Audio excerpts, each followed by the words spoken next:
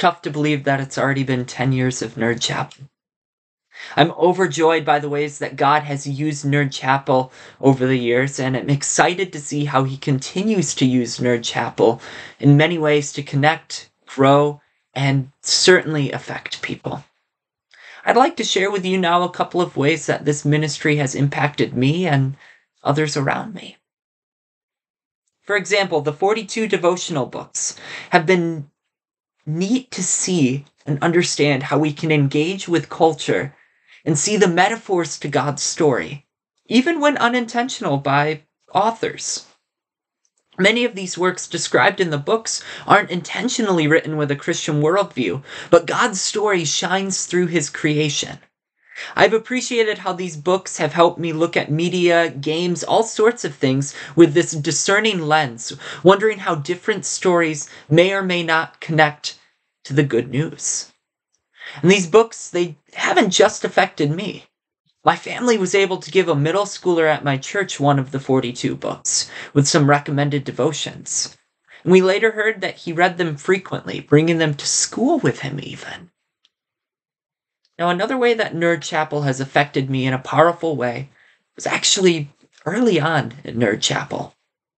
It's probably the first year as I was in 7th or 8th grade when this happened, and I'm 22 now.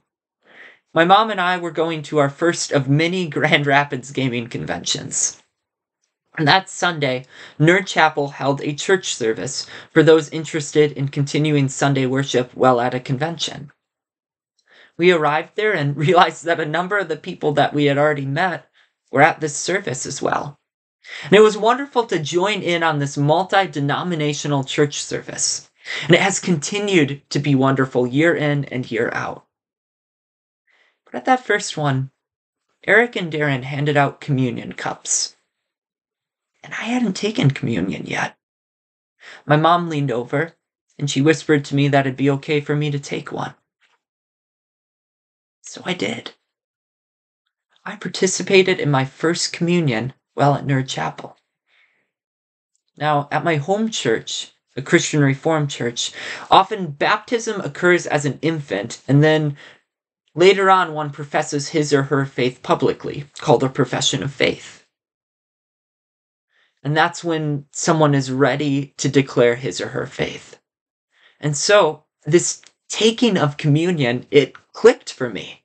I wanted to profess my faith in my home church. So God used the communion at my first Nerd Chapel service I attended to lead me into this next step of faith.